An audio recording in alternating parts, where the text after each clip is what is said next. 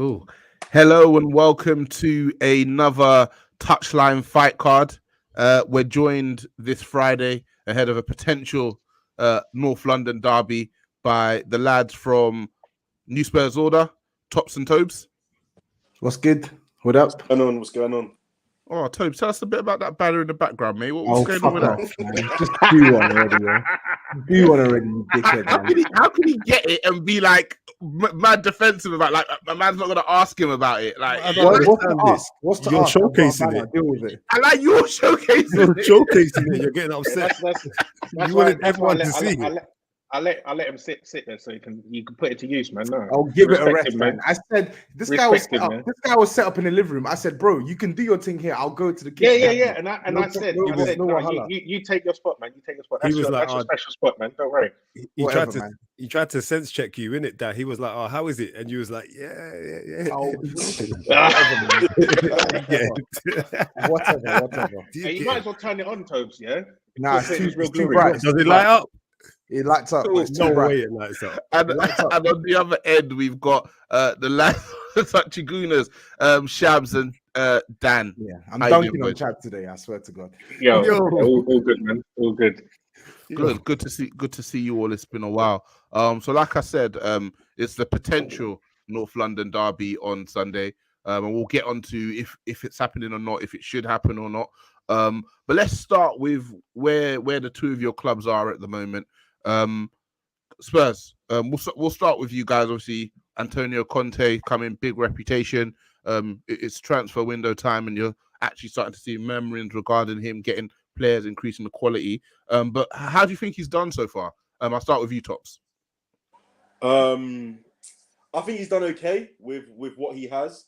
I think he said himself that he spent the last couple months evaluating the players to see what he kind of likes, what he doesn't like, positives, negatives with regards to the players. I think he's done okay. I can clearly tell from the way he wants us to play, there's clearly some deficiencies in some of the ability or the technical ability in the squad. And you can clearly as well, when you see him on the touchline, looks fairly frustrated. But I think for now he's done well. I think we've only lost games in Europa against Mura, and then we lost the 2 games against Chelsea, but we're still unbeaten in the league, and we're kind of within touching distance, albeit our games in hand, with top 4. So yeah, for now I think he's done okay. Cool. Tobes, Antonio, listen. You went down in the annals for that one, and for a while you're a bit of a laughing stock. So it's good to see how things have turned around, and obviously I follow you, so I see that in your eyes Conte rarely does wrong. But what are your thoughts on what he's brought in comparison to your previous manager, and the direction he's trying to take you guys in? I'm gonna go one step further than Tops and actually say I think he's done well relative to what he's been working with. I think he's done well, and I think what he brings in comparison to his predecessors is not only organization but some level of expansive play. I think Nuno, he didn't really have a clue on how to set us up offensively. And then I think Jose Mourinho he just didn't have a clue altogether. It was just park the bus and rely on Harry Kane and Son, nothing else. I think with Conte, there's a lot more of a team variety. Like he's not wedded to just one player. Like if one player goes, his system doesn't fall apart, if that makes sense. And I think what strikes me the most about him, which we already knew, but you're already seeing some signs of it, is his ability to utilize everything at his disposal. From time you're seeing man like Sessegnon, who most people didn't even remember was still at our club, come in from the cold and put in a good performance against Liverpool. From time you're seeing bozos like Davison Sanchez and Ben Davies actually look half decent in recent weeks as well. It's testament to the work that he's doing with our team, but we're that bad that it's still not enough. Pretty much. Interesting. Cool. I'm going to come across to the red side of North London to find out you guys' thoughts on whatever it is going on at Spurs. So Shabs, I'll come to you first. Obviously, when he came in. A lot of fanfare, Antonio Conte. What have you seen him bring to Spurs, and what do you think of the opposition and the proposition of the team that you could potentially be facing on Sunday? I don't think he's brought anything yet. I'll be honest with you. Like it's not his fault though, and he can definitely bring stuff. But I don't think he's brought anything yet because Tottenham haven't given him anything to bring. That's just the reality. It's cold hard facts. He came outside of the window. In fact, it's a lie. It's a little bit of cap from me. He's brought a tiny bit more of defensive structure and a bit more organization. You know, with Conte, you're going to get some organization there and some discipline. And you know, I'd be capping if I didn't acknowledge that as a bare minimum. I think it's the personnel and the profiles which are really hindering him. Usually you can see with the good coaches, you can see what it is that they're trying to do. We already have the benefit of knowing exactly how Conte plays and how he sets up. He's tended to kind of do that everywhere he's been. So even though we can't see it so much so far, we know this is what, you know, a version of his football needs to look like. But yeah, he's just really hamstrung by what it is that he's working with at the moment. And yeah, like at the moment, I don't really, like, I'm not looking at them as like a super threatening or super worrying prospects, to be honest with you.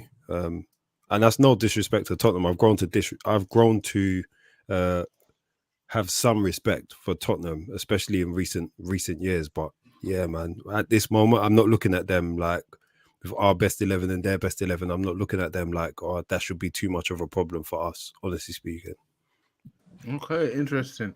Dan Koogs, are you of the same opinion as Shabs, or do you have a bit more time for the current Spurs situation? Yeah, I probably have more time for the Spurs situation because I think under Nuno, they looked very, very abject. Personally, I think you know, they were open. Midfield wasn't really battling. I don't think they were winning duels. Defensive structure was all over the gaff. So I think Conte has come in and made a difference to them. I think the difficult thing to judge is it just so happens that I think, you know, Top said that unbeaten in the league. And I think it just so happens that the fixtures that he's managed haven't necessarily been the strongest. So I was reading like you know, obviously Touchygooners FB Ref hype. I was reading the stats preview of the North London derby, and coming into this, I think for the last 8 games, it's like the 3rd easiest fixture list, basically of all the Premier League teams, right? So they were like 18th in terms of difficulty. So it's very difficult to analyze. I think they played no teams in the top 10 bar Liverpool. But then when you look at the performance against Liverpool, that's probably their best performance of the season, you know? So I think it would be disingenuous to say that Spurs haven't made improvements on the Conte. And I think really and truly, they're just going to be limited by the quality of their players. Like fundamentally, I think every Spurs fan knows, every man that watches Spurs knows, their players just aren't good, right? And there's only so much a manager can actually do with the likes of, you know, Emerson Royale, who, like by all means, you know, fair enough, give him some time, but this guy looks shit. Davinson Sanchez, we've seen what he's on for the past few years. Eric Dyer, he's in some good form, but, you know, around the corner, a mistake's going to happen, you know. Romero, who's supposed to have come in and you know, sort of been their rock at the back, he's been injured. He's only played 6 times in the league. So, you know, I think it's difficult to judge how good Spurs are because of their fixture list. But I'll be lying if I said I don't think I see a clear improvement. Quite nice of you, gregarious. Some would even say. Let's come across to the red side of North London. We're about halfway, well, a little bit past halfway through the season. You're 5th, and I think you're well positioned, as you love to say, Dan Koogs. Points on the board over games in hand. So at the moment, after 20 games played, you've got 35 points, and you're in 5th place. I keep asking you guys, not just the Touchygooners, but other Arsenal fans I know, if they're buying what Arteta's selling. it seems there's still a bit of hesitance. But are you buying it? For those who are watching and those who will come back and listen to this, are you buying what he's selling? Do you think he's turned things around somewhat, or he's a bit of a snake oil salesman?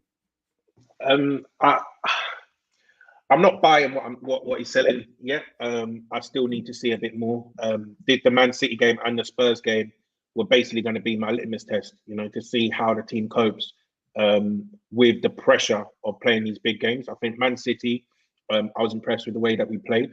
And then I even put out a thread today saying that this is another mental test, away from home. Now you don't have the home crowd at your biggest rivals, and it's a big pressure game, because obviously we've seen what Xhaka done yesterday, midweek, lost his head, red card. We're playing with 10 men for 75 minutes. To me, that shows another element of weakness in this team that we've seen throughout this season. That when the pressure is on, these men lose their heads. They can't see the game out. They can't put in the performance.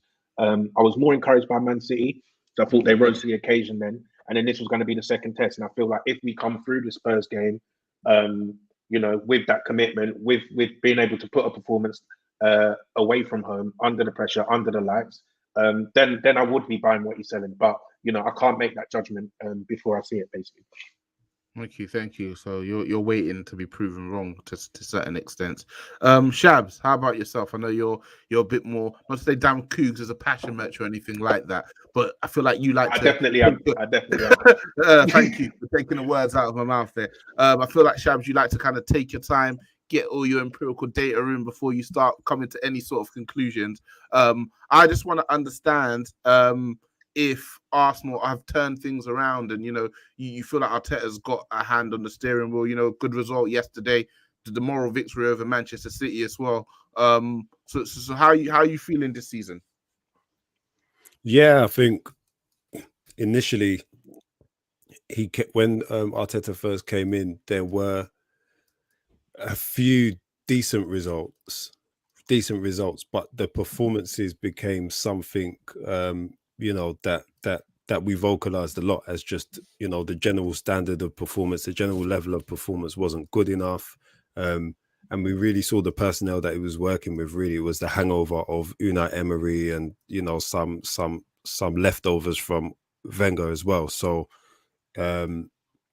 it was bad. Last season was bad. I cannot mask that. I cannot overlook that. And so I didn't come into this season with a great deal of confidence, really. I thought we'd probably see much of the same.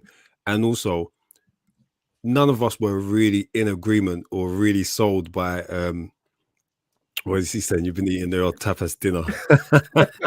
so dumb. But none of us were really in agreement with the transfers. We didn't like the transfers, maybe save for Ødegaard, who even he split opinion. None of us were really sold on it. So the fact that they got that business done and then we started the way that we started, it was not looking good at all. What I've seen, I feel, is a greater degree of consistency in the performances. So yes, we've lost games. Yes, we've lost games that we shouldn't have lost, but our overall performances have been better. The level and the application from that starting 11 has been better as well when our players are fit. And the reality is that it's become a likeable side. It's become a likeable Arsenal side. So even though I'm not entirely sold, and for me, it's really about judging Arteta and where he's able to lead this team to come the end of the season. It is a likeable team, though, despite that. And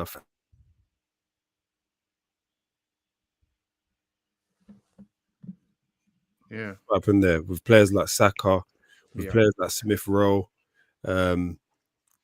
Martinelli, even Lacazette. Lacazette has divided a lot of opinion. He split a lot of opinion, but he's going out there. He's not scoring goals, but he's playing well. He's performing well. He's working hard. Yeah, and you kind of have to admire that. Ben White, Gabriel, Ramsdale, Tierney. They're all quite likable characters. Tomiyasu, he's a nice guy. So it's quite hard to not like some of these players right now. So that's where I'm at with it in general right now. But ultimately, it's about what this guy can do for this team come the end of the season before I say, yeah, I'm buying what he's selling or otherwise.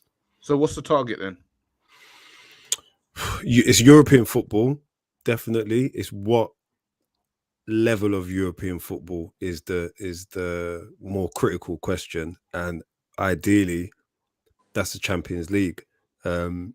It's doable. People might laugh at it, but it is doable. I think it should be your target at this by point. virtue of where we are. Yeah, and I think some of that target depends also on whether we're able to do some important business this window.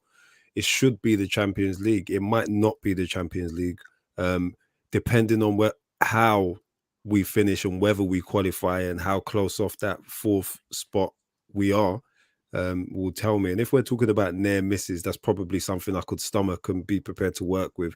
If we're talking about a derailing of the season, Brendan Rodgers style, and it all unravels and that, then I'd probably say nah, because it's an interesting contract time for him as well, and I'd probably be saying nah, probably don't renew, get someone else in who's of better quality, who's a higher standard, who can take these guys to the next level, which should be that Champions League. But that's where I'm at with him right now. Thank you. Tops, Shabs has described this Arsenal side as likable. First question, do you like them? No, I don't. I mean, I don't hate Arsenal, but I don't particularly like them either. So. He respects them, but that means he respects them, though. Cool. And this, I didn't expect you to like them. So you stay consistent there. This season, what have you thought of that outfit and how they've gone about their business on the pitch and off the pitch, I guess? I thought they didn't start well. I felt like it felt like it was a club in a bit of disarray. Lot of Arteta unrest to begin with, but they picked it up. They picked it up in many respects. I feel like they're not hampered by any European football, so they've literally got the one game to concentrate on every week. You're in the same boat now, aren't you? Yeah, pretty much in the same boat. Cool. We are in the same boat. I've always kind of been a fan of the way that they've given the good young players a chance.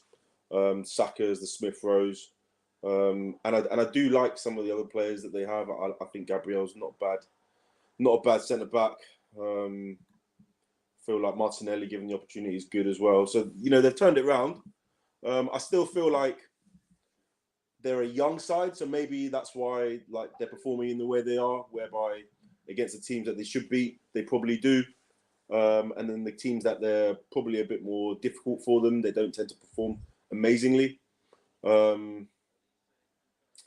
don't know. Like Shab says, that could be because they need a bit more recruitment or maybe a bit more time playing under Arteta. But in many respects, they're probably where they should be this season. A lot of their points have been gathered against the lower teams and not picked up that many points against the bigger ones. And I imagine that's probably how the rest of their season will go.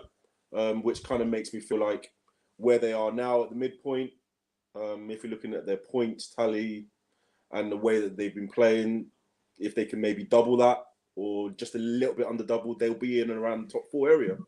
So okay, if I was to ask you now, who would finish above whom, Arsenal or Spurs, where would your money go? I'd have to answer that properly after the transfer. I'm asking you right now. Come on. I'm going to put you under some pressure. If it was, I think Spurs get top 4. Okay. Because I feel like just off. I don't want your reasoning. Right. I don't even want your reasoning.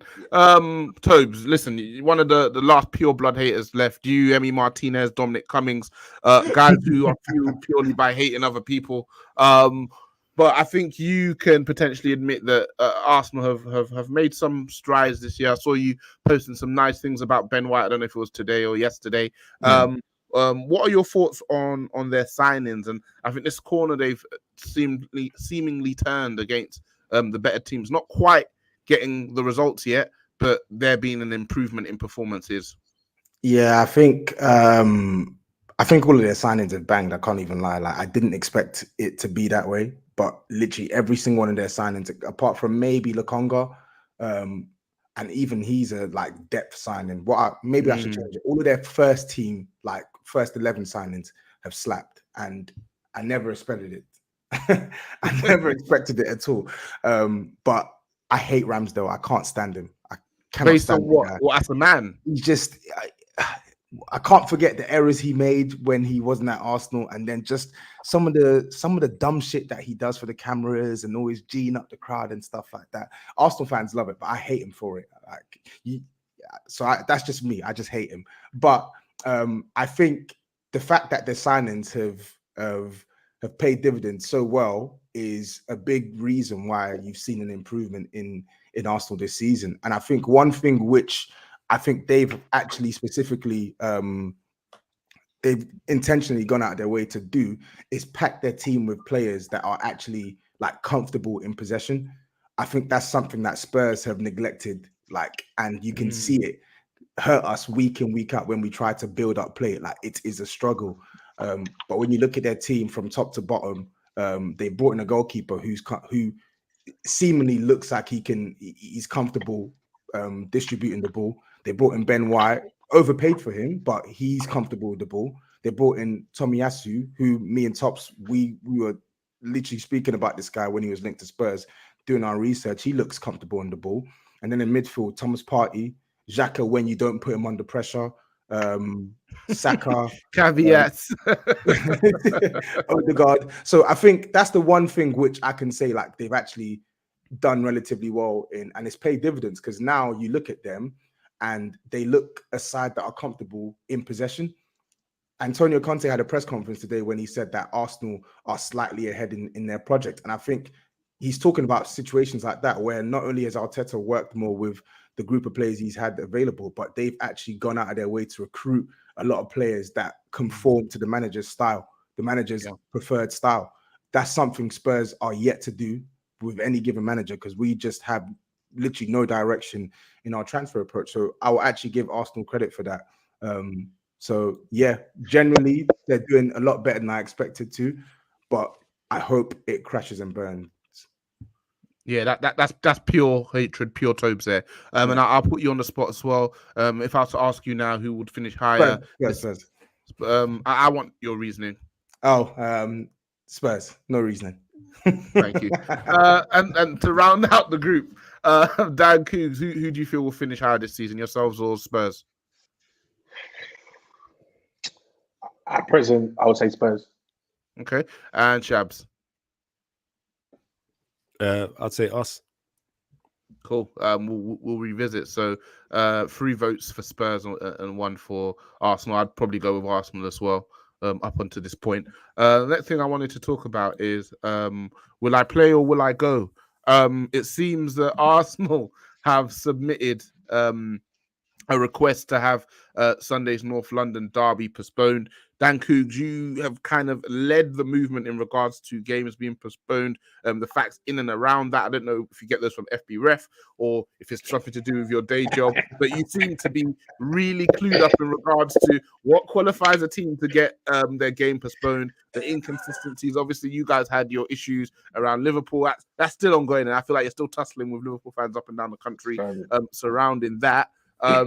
So I think it's a combination of COVID, injuries, players being off at AFCON, but it means that you can only field about, 13 first team players at the moment or so? I think it's 12 at the moment. And the limit, you have to be able to field at least 13? Yeah. 13 plus a goalkeeper. Okay. So, yeah. Cool. So, do you listen? Neville and Carragher today have absolutely buried you, boys. Do you think the game will get postponed? To be honest, seeing the furore, from that's been caused. Every journo and his son, is apparently irate that Arsenal have sent in this request. Plus, Carragher and Neville have found their voices. I don't know where Carragher was last week when Liverpool were, filing away these fugazi LFT results. He was probably somewhere spitting on someone or something. But now all of a sudden, now Arsenal have sent in a request. He's saying, this is not a dig at Arsenal, but I'm just conveniently coming up with this monologue about why postponing games shouldn't happen. When for me, this has been happening. The precedent has been set for the past 6 weeks. Spurs, I think you've had the most games out of any other team postponed for COVID. Man United, your training ground was shut for This however is many Spurs weeks. Arsenal. Keep it Spurs Arsenal, bro. Keep it cute. Yes, but I'm saying, I'm just using it as context, right? Leicester, their last 3 Premier League games have been postponed, right? And no one has said a word. But now, the moment, this is the first time Arsenal have sent in such request, right? We've had the game in the League Cup suspended. We had the game on the 28th of December suspended. Wolves against Wolves, and Wolves for that game only had 3 COVID cases as well. They had a lot of injuries and a suspension, I believe, as well. So at the time, I said, why should injuries and suspension count towards a game being postponed? And then I had an onslaught of people in my mentions, Wolves fans, other people saying, these are the rules. It's 14, it includes injuries, includes other absences. So they're within their rights to ask for the postponement. So because that's now the precedent set, and because of what's happened, I personally don't think Arsenal are trying to game the system. I think if we were trying to game the system, we could have said a lot more people have COVID than what they did and what they do. Personally, it's only 1 COVID case. We've got, and I think if Xhaka didn't get sent off, I think we would be playing. I think we'd be playing the game. So, I get the arguments that, we've loaned people out, but really and truly, you can't be stopping your transfer business because you think a game might be, called off. I don't really understand that logic. Personally, like we loaned out Balogun before we played Nottingham Forest, and we went ahead with that game. We loaned out Maitland-Niles before we played Nottingham Forest. We went ahead with that game. So it's not like, oh yeah, we're loaning these guys out so we can skip this game versus Spurs. It doesn't make any sense for us to do that. And we're not going to tell people, you can't go out and loan, you can't go play games just in case some games get called off. It doesn't make sense. I do believe we should have been better prepared. And I put out tweets saying, I didn't understand why we're letting Maitland-Niles go out on loan when we had no replacement, because I didn't expect Jack a red card, but an injury or something like that is very likely. So I thought we were leaving ourselves thin, and this is what happens. I personally, and I've said this all day, I wanted us to play this game. I thought if Smith Rowe and Tomiyasu were fit, I thought we'd have more than enough to play Spurs and get a result. Not necessarily win, but I think we'd be good enough to do something at their ground. But if this is the case that they're going to be out for the game, other players are injured as well that picked up injuries again against Liverpool, then based on the precedent, I don't really understand why there's so much outrage. Thank you, Dan. I'll come across to Tops. Oh, muted yourself. You're itching. Obviously, as a team that's let's say benefited from leniency being shown your way or rules being followed or whatever you want to call it. How do you empathize or not with the guys? I don't. I feel like off the bat, COVID is COVID. So, if people literally can't play because their health is at risk, then you cancel the game. But then you can't now turn around just because you feel that you've made poor decisions in terms of your squad planning. You've got guys who are away with AFCON, and you're having bozos getting themselves sent off. It doesn't make any sense. Like that's absolutely on you. When I think about it, I was thinking, okay, the terms in which other teams had the game cancelled was kind of similar, but the fact that you had a player just red carded, and the fact that you've recently loaned 2 players who could arguably play in your first team, I actually think the Premier League might not even listen to it. I actually think this is a reason for them to feel like you actually made these decisions, and you continue with them, even though we are in a situation where games are being cancelled left, right, and centre. I do understand it. We are in a moment where COVID is still fairly rife, and players have gone AFCON, but there's loads of other teams in the league that have this, and I just feel like if we how many COVID cases do Leicester have? I don't know. You don't know, but they've had 3 Premier League games called off. No one's saying anything. No one's even researching into it. Yeah? Spurs have had 3 games. We've had 3 games. But I'm saying, but my point is, you're acting as if Arsenal are the exception to the rule. We're just doing the exact same thing that every other club is doing. I'm not going to say that no one else has had the issue with. I'm not going to say you're the exception to the rule. I just feel that so Leicester, you've actively done stuff that you could have prevented. That you could have actually prevented. But it's actually made your situation worse. And I feel Leicester have lost Ndidi. Leicester have lost Ndidi and Iheanacho to AFCON. Right? Yeah. They've got fullbacks who are injured. Right? So why are these players not counting towards? These players are clearly counting towards their total, right, for the game to be suspended. So why should ours not count? But I think he's like Gigi Uploads just said. It's black and white. Why is it applying for one team, not applying for another? I just feel as well. The rules are rubbish. If the league allows this, and it sets precedent. But that's it. But the rules, though, I think the quality of the rules is one thing, but applying them consistently is what we're talking about here. Right then, and that's it. It's you look. You can't take issue with us.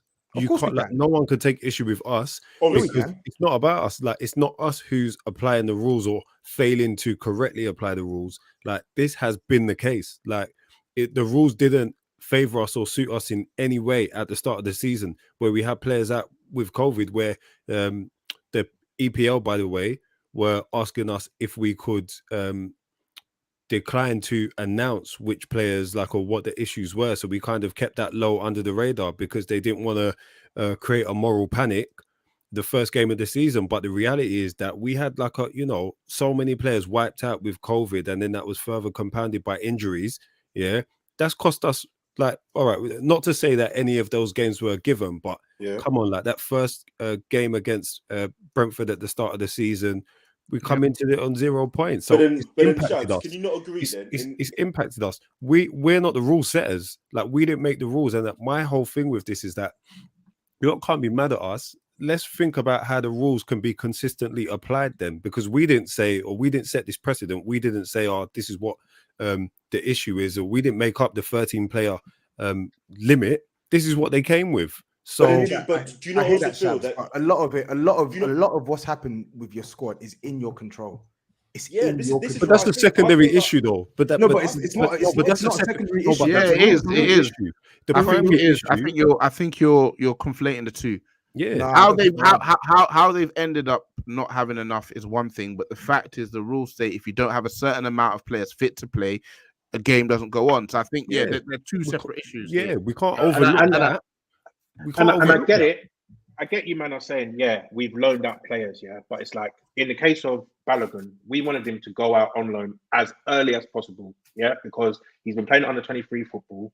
He's too good for that level. Wanted to get him. We got him a club ASAP, right? So he already hasn't been in the squad for a game that he could have potentially played in because we sent him on loan.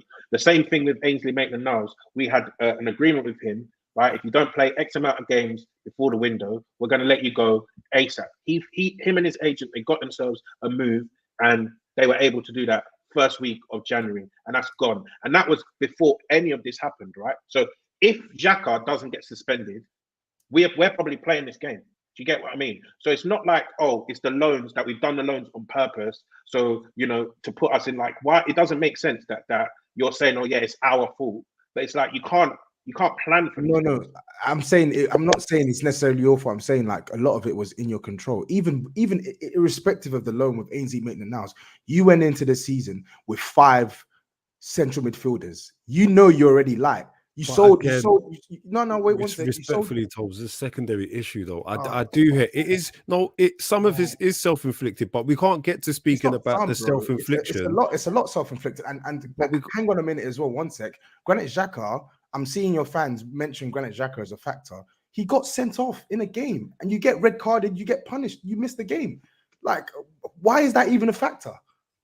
Xhaka shouldn't be a factor, but the rules state again and again. So we're talking about the secondary issue. We're talking about the implications now. I hear it. But the I hear rules, it. And like Carragher said, I'm not even like, ultimately, yes, we'll use Arsenal as an example, but I think the rules are fugazi, and I think some of the teams trying to pull a fast one over the past couple of weeks, I think that's fugazi as well. The whole thing just needs to be put in the bin. If it's not COVID that's impacting your squad, why should anything be taken? Why should anything be taken into account? The thing is now, though, I think what they've done, and now with this Fura, how would you feel now, to say, for instance, something comes up later in the season where 3 or 4 of your players get COVID, and say Romero, Dyer, they're out for the season. Emerson picks up an injury. There's a clash of heads or something like that, and then all of a sudden you don't have enough players to field. Right? How would you feel now that knowing that other teams have been able to postpone with similar circumstances, but then you're not allowed to? Yeah, I sympathize with you in that regard. Like, we literally just discussed it earlier on. I don't think this is an Arsenal thing. I think teams prior to Arsenal have taken the piss. Leicester took the piss with us. Our game against them, they got it postponed. They've taken the piss. Wolves took the piss as well. But ultimately, if something is wrong, it's wrong. Whether that's 2 or 3 teams that have done it before you or you doing it, it's wrong. Like the rules are the rules, but let's not pretend as if Arsenal, the way in which Arsenal are going about getting this game postponed is there's nothing wrong with it. Let's not pretend that that's the case, because it's not. We know it's not. Yeah, I disagree, but listen, we'll continue to go back and forth. I got no skin in the game. I just think they simply don't have enough players to play, and the rules are what they are. I think other teams have probably done worse, and I think that's something we revise at the end of the season. To ask them to make a change of decision literally like a week after we've seen other teams benefit from it. I think even a man like you, for Tobes, would call that farcical. Well, I'd hope the game is going to get postponed. It's fine. I told Dan, I don't really, to be honest, even if the game gets postponed, like I'm not really too fussed, because I know what's going to happen. If it doesn't get postponed and we win, we're going to hear all the excuses. So I would even prefer them at full tilt. Come to our ground at full tilt. So when we beat you, there's no excuses. Okay. So when is that? When's the decision made? Is it made tomorrow? Probably tomorrow. Yeah. Cool. We're planning to do a live watch along for the main pod. So yeah, the sooner they make that decision, the better. But let's go on to the final part of the fight card, the part that everybody loves. See this lovely banner on the bottom. I think combined 11. Shabs equalized by Shabs and Dan Koogs. You guys have earned a bit of a reputation as being able to take a lot of scalps. And Tobes has pre-fight card come with a lot of big talk, and Tops I think a spotty record at best, if I remember the end of season awards a couple of years ago. So as usual, we decide among ourselves the formation, what our criteria is, and then we get into the business of actually picking a combined 11 between the two sides. So let's start with formation. How do you guys want us to line up? 4-2-3-1. Okay. 4-2-3-1. And are we going? Yeah, all right. Form this season, yeah, across the season as a whole, or are we talking about form within a shorter period? How do you guys want to do this? I think you got to look at the season. The season, yeah. Of course, you'd say that, wouldn't you? But it's fine. Let's go. Are you all right with that? Are you? Yeah, you lot all right with? If we can do it the last month either. I don't really mind. Well, what are you saying, Dan Cruz? Either way, you're getting it cracking, yeah. Either way, I'm leaving sign. Tops, make your choice. Like what we say, guys, make your right now. We're leaving it to you. I know Kane scored a couple goals last few weeks, isn't it? So I think, let's be honest, if it's not the last month, it's a whitewash. So I appreciate you, Tobes, making it look like it's a difficult decision for you to choose. I'll take it out of your hands. I don't know. Form when the vast majority of the time we were shit, or form when we pulled together a couple of wins. Let's go form within the last month. So let's start with the keepers, and I'll start with you. I'll start with you, Tobes. Lloris or Ramsdale? Lloris. Okay. Tops. Oh, Golini. Fuck that fucking Italian. Golini from Gomorrah. He should be Golini rapping on the street. If you watch Gomorrah, he should be on Gomorrah. He's Jenny's runner. Absolutely. Tops. Who should be in goal? Lloris. Dan Koogs. Yeah, I'm going Ramsdale. Shabs. It's Ramsdale. All day. Okay, so we've got a tie here, so I'm the decide and vote. I want both sides to kind of explain to me why their choice should go in goal. I'll start with you guys, Touchygooners. Why should Ramsdale go in goal based on the last month? Yeah, he's just been. I personally think he's been better than Lloris past month. I think Lloris has made some good saves here and there, but I think outside of that, you're not really seeing too much from him. I think Ramsdale, his distribution has been better than Lloris. I think he's been just as good a shot stopper. His command of the area much better. So for me, it's a non-contest. Personally, that's it. Tobes, Tops, Lloris. Why? Lloris has been spotless this season. I think his reputation makes people rate him differently, and they don't really watch what they're seeing. This season, he's been one of our best players in what's been a poor season for us. He's not made any mistakes, and he's made a lot of big saves. Dan Koogs made an accurate comment a couple of days ago when he said, "Oh, Lloris, you don't really see him do much when Spurs aren't really under pressure, blah, blah, blah, this, that, and the other." And I can literally list games where we've had a lot of the ball, not had much faced against us, and he springs into action. I just think he's not dropped his level at all this season. So a shit keeper like Ramsdale playing better than expected does not make him a better keeper than a quality goalkeeper in Lloris. And Spurs have also conceded less than Arsenal this season as well. So that's so are we doing season or month? I'm Tops. I'm struggling to keep up with you here, brother. Even if you go month, how many clean sheets? How many goals is it, Tops, this season? What's that? I think Spurs have around. We've conceded 20. We've conceded 20. You conceded 25. Yeah. And Ramsdale wasn't in goal for the first 3 games. Ramsdale didn't play. And we conceded 9. 9 goals in those games. So what are you talking about? Okay. Cool story. Interesting. Shabs, I didn't actually give you an opportunity to say your piece on Ramsdale. So yeah, feel free. Yeah, I took it personal, I thought, well, what about me? Everything that Dan Koogs said, but also it's the personality that Ramsdale plays with, and also I'm sold by the fact that we all thought he was going to be trash, and he's been his performances have been so consistently good. He's gone so far the other way. There's no other way that I can really look at this other than like a success. He's up there as one of the signings of the season, whichever way you want to look at it so far. Like if the season were to end today, he's in the conversation, absolutely. And I think he's just been extremely consistent, really. Like I can't really put a lot past Ramsdale in terms of him being at fault or him being a mistake. And I think all of the goalkeeping fundamentals are there. Oh my God. And then you add and factor in the distribution. And yeah, I think even last night, he had I think he had a really good and sturdy performance. I know Liverpool struggled to get their shots off, but again, Ramsdale, a few shaky moments for us, but it was necessary. And I think he came out and he didn't hide. He did not hide. He was shit. Let's be real. He almost cost you. He almost cost you 2 goals. He was shit and kept saying he didn't hide, but kept a clean sheet. Yeah, what was Lloris doing in the League Cup this week? Nothing. He didn't play. He got dropped. Exactly, he got dropped for Fellini. Shut up, man. Shut up, man. Don't do this with me this early. Because the man made a decision to play this early. Hey, man, this shouldn't be that difficult. Man. Okay, let's settle down, boys. We got 10 more of these to go, but I'm gonna go with Aaron Ramsdale in goal. You make me sick. Right back. You make me sick, bro. Hey, look, Moreau, yeah. Let me just say now, I want the whole back 5. Yeah, I don't want to hear that. I don't want to hear that. Impossible. I don't want to hear none of these men.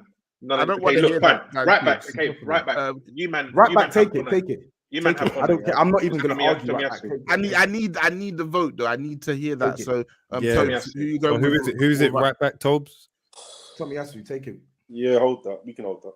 Okay, so Tomiyasu. Centre backs. Can I get partnerships, please? Sure. Go on. Eric Dyer and Gabriel. Yep. Shabs and Dan Koogs. What's funny? I don't even believe that Tobes means that. When we were talking earlier about Eric Dyer. Why can't I believe? Why are you so confident? Inevitable. No, wait, you can't ask me a question and then I'm answering it and you're talking over me. Like, I asked you. You was talking about Eric Dyer earlier. A man mentioned, he can be cool one moment and then have that huge lapse in him. And the face that you made, we can draw the tape back. The face that you made when we were talking about Dyer's lapses. Doesn't change my answer. Don't believe. Don't change my answer, brother. And are we doing the last one? Your very own Dan Koogs even admitted that he's actually been in decent form. No. I think Dyer has been good, yeah, but Ben White has been better than him. And I don't think it's a contest personally. This is why I offered you lot the whole season versus the last month, because Eric Dyer has been injured. He's been injured as well. He's only missed. You say he's been injured, but he's only missed the last one Premier League game. Or is it one? I thought it was more. I thought it was more. Maybe it was the No, it's just one. But all I'm gonna say to you is this: your so-called rock solid, immense defense. Yeah, you've conceded 1.25 goals per game on average. We've conceded 1.11. Yeah. So you've conceded. No, wait. You've played 20 games. You conceded 25 goals. We've played 18 games, conceded 20 goals. So on average, we're conceding less goals than you. And Eric Dyer has been a mainstay in our defense. So because your hard games have been postponed. Why can't I argue the case for Eric Dyer being in this team? Your hard games have been postponed, bro. Yeah, you have. Leicester away, Burnley away. So wait. So Burnley away is now a hard game. Burnley away is now a hard game. Burnley away that was postponed because they didn't have. Burnley away that was postponed. Just to confirm, at the moment they didn't have under soil heating. Nothing to do with COVID. They didn't have under soil heating. Otherwise, we would have slapped the shit out of them at their ground. We're not talking about why the games have been postponed. We're just saying. What are you talking about? No, but you're arguing factual things, though. And it's what I'm saying is, your hard games have been postponed. What I'm saying is, the fixtures that you've had under Conte have been nice and easy for you. Okay. Yeah. So if you're talking about XG and whatnot, you're not comparing like for like. Yes, I swear you just did. I didn't mention next year. I said you said average goals conceded. You guys are slipping over your stats. So just to confirm, hold on, before we continue. And also that's skewed, by the games where Gabriel was injured and Ben White was injured. When we lost to Chelsea and Man City, when neither of them played, where we conceded a combined 7 goals. So, if you're talking about the games when they actually play and you want to compare like for like, their XG or their goals conceded is much lower. But can I ask a question though? What do you think would have changed if those guys played against Man City? We probably don't concede 5. Oh, sorry, you get slapped 3-0 instead of 5-0. Is that it? Well, I don't know. We played against Liverpool and Anfield with them yesterday. If they play against Chelsea, what you get a draw? You get a point? Is that what we're saying? I'm talking about goals conceded. Let's be realistic. We're talking about goals conceded. Let's be realistic. These men were playing. Go on, Dan. These men, when they're playing together, have kept the second most clean sheets in the league, the combined in the league. So you're talking about what would be different. I'm just talking about the facts. When these men have played together, they've been right up there with the best defenses in the league, and it's been better than your defense. Okay, but my answer is unchanged, and so Dyer, I think is the partner to go. Gabriel and Ben White for me. Cool. This guy. Let's get to left back, please. He's just where what's the point? What are we doing here, Tobs? He's just going to put Arsenal. I mean, come on, man. I'm allowed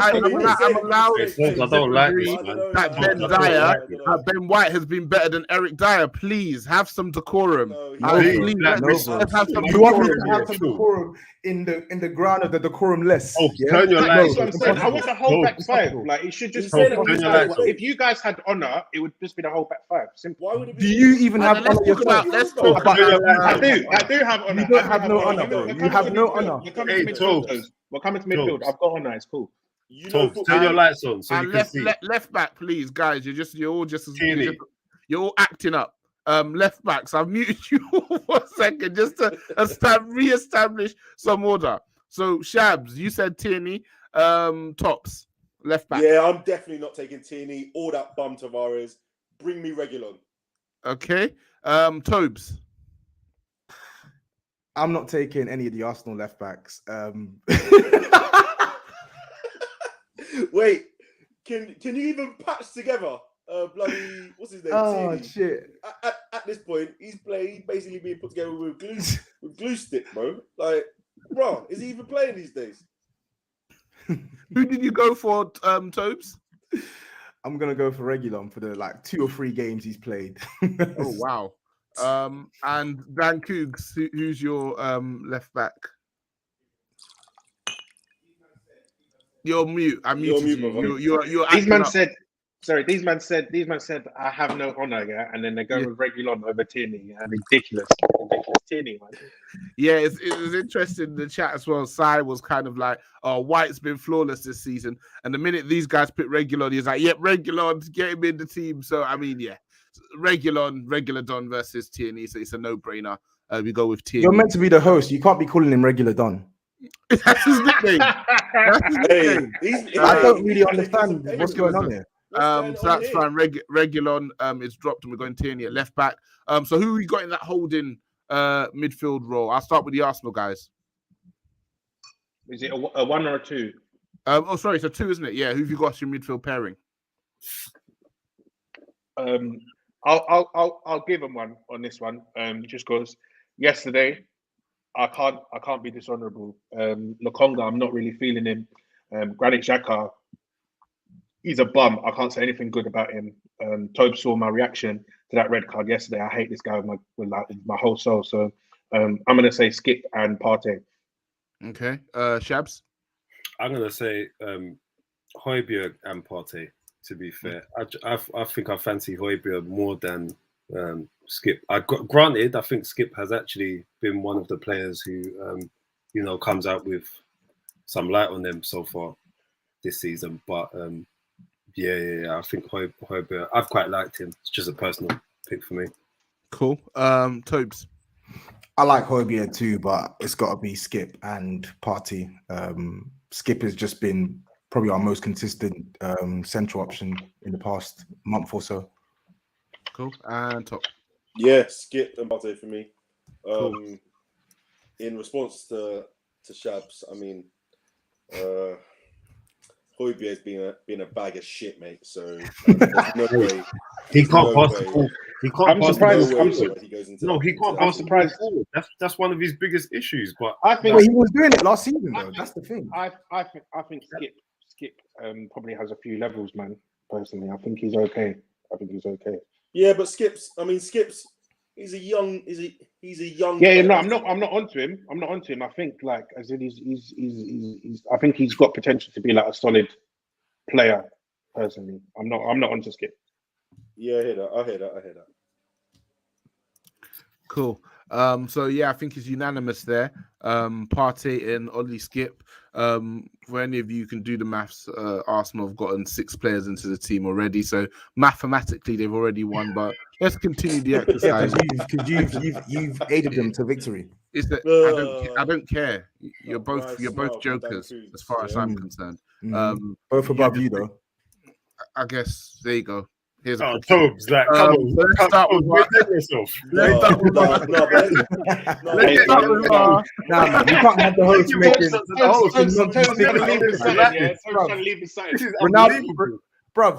Ronaldo's pamming his own teammates, and he's out here making mad comments like us. Tobes, do you understand what you're here for? Yeah, I think as a host, I've never seen anything like this. I think the hat's on a bit too tight. The right side of the attacker. The right side of the attacker. Turn the lights on so you can see Tobes. Man, I like the action as well. Yeah, that turn the lights on. The right side of the attacker. Who are we gonna go with? Tops. I dare you, Tops. I dare you. I dare you. Season, I dare you. I mean, do it, Tops. I think Moura's had a really good season. Are you serious, man? Wait, finish. Right. Wait, if you name them for one position, you can't name for another. Are we going to do that? Yeah, I hear that, brother. Let me finish, man. I think Moura's been a bit of a revelation on the revelation. Wow. But yeah, all right. I'll give this one to Saka. I like Saka. He's a good revelation. I like cool. Tobes. Saka takes that. Yeah, to be honest, I was ready to go full shameless as well, but you know what? Let's be real here. It's Saka. Cool. Shabs? Yeah, man, I've heard that. And Dan Koogs? Yeah, Saka all day. Cool, lovely. Our central attacking midfielder. I'll start with you, Touchygooners. Shabs? Interestingly, it's the past month, Shabs. So there's only one. Yeah, I mean, it is Ødegaard. It is Ødegaard for me. I was thinking, it's Ødegaard for me, definitely. Cool. Koogs? Yeah, Ødegaard, man. Past month, he got nominated for Player of the Month, innit? So, it's got to be him on form. Tobes? Yep, Ødegaard. I'm not going to argue the case for any of our players. Ødegaard, yeah, he's been good. He's been good this last month, yeah. Yeah, and a left-sided attacker. Again, I'll come back to you, Tops. Wait. Tops. What one? There's a number of guys. There's a number of guys for Arsenal that played, well. But I'm definitely putting my boy Son in there. So yeah. Sure. Tobes? His Son all day. 4 goals, 1 assist in the month of December. His Son. Cool. Shabs? It's Martinelli, man. That boy's been unreal. Again, he was another contender for Player of the Month for December. So it's true. So was Son. So was Son. Yeah. Yeah, that's fair. Yeah, I ain't got no issue with your pick. I'm picking mine. Let me say what it is that I need to say. Yeah, Martinelli's been unreal. More so, again, because people were talking about him being down and out. We know what we're getting from Son, to be fair. Like Son, has these moments in the season where he turns up and he balls out. And I think, it's understood and appreciated about Son all day long. Martinelli came in really, and ESR's fighting to kind of get his place back because his form and his level's it's been something else. He's been an absolute headache for defenses, and for me, that was compounded by Cancelo. I've never seen Cancelo be put to task in his time in the Premier League, and Martinelli had him on the ropes pretty much the whole game. Despite the fact that we lost that game, Martinelli just had him on the ropes. Could have scored, should have scored, probably 2. Was unlucky in that game, but yeah, man. Martinelli. Okay. Interesting. Dan Koogs. Yeah, Martinelli, man. I think Tobes himself has even said that, even though Son got this nomination, his performances in the past month have dipped. I was drunk. So if doesn't matter.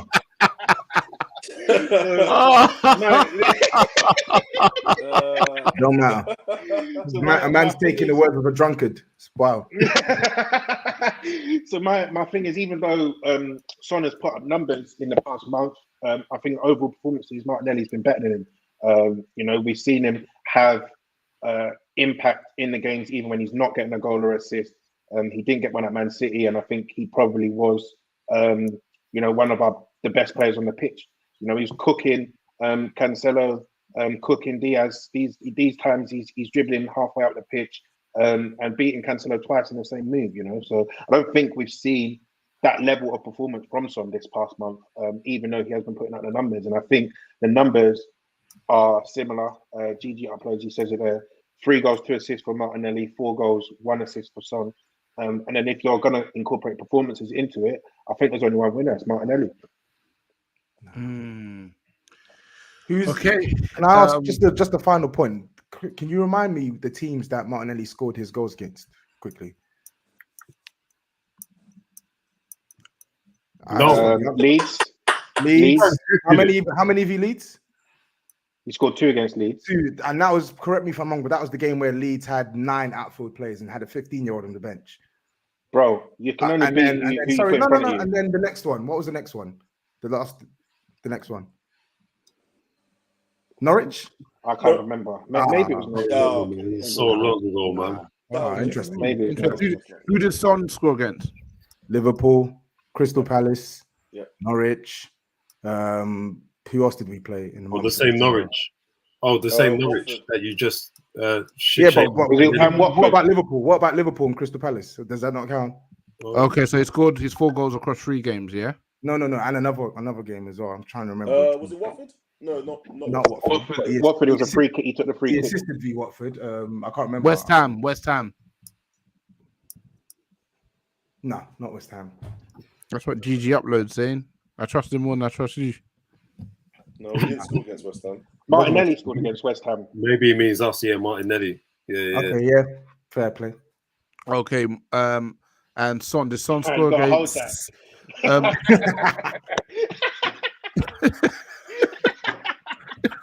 I don't know who Son's other goals are. So, okay, cool. So, you know what? You lot can have Son. Go on.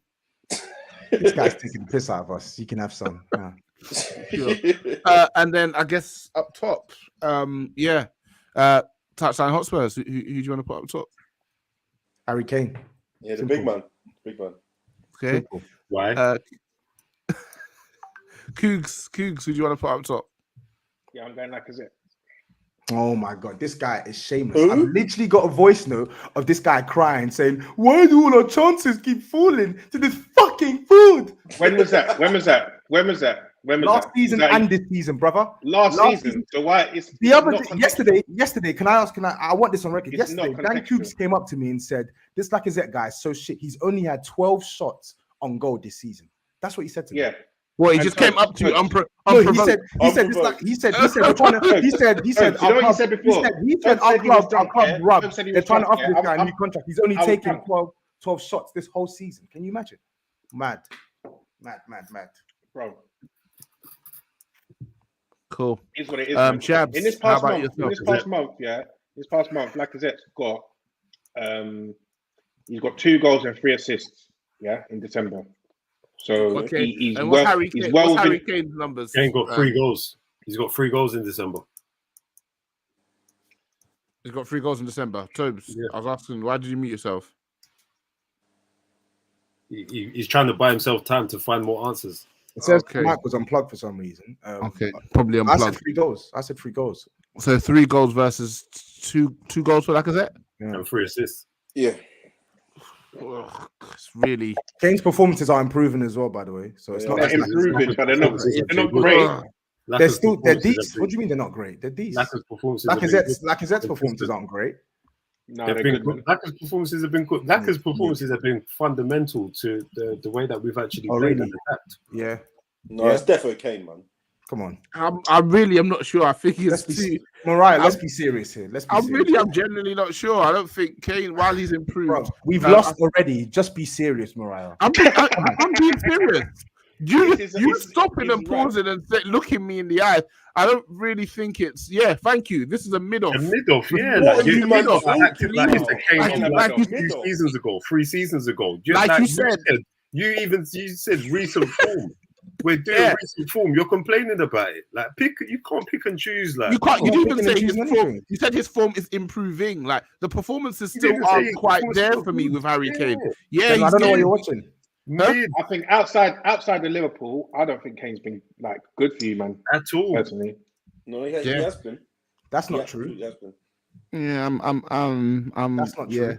But flying to whatever. the sea, but I really don't rate. I know Laka's like working hard for the team and whatnot, but it's Alexandra Lacazette. Do you know, Sorry, you know what's boy. mad? Yeah, it's actually mad. Yeah, that this guy, his stocks have dropped so much. Yeah, that he signed for Arsenal as this saucy French baller. Yeah, doing all the celebrations, this that, and the other. Now, man, are talking about him like he's Lee Cattermole, bro.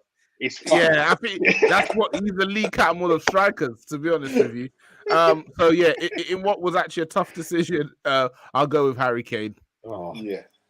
oh. So I think that's 8-3. All right. Yeah. Yeah, I think that's probably the biggest landslide we've had in a fight card. I can't really remember. Maybe when we went up against Chelsea this season. No, I think even we got 4 players in the team. And that time.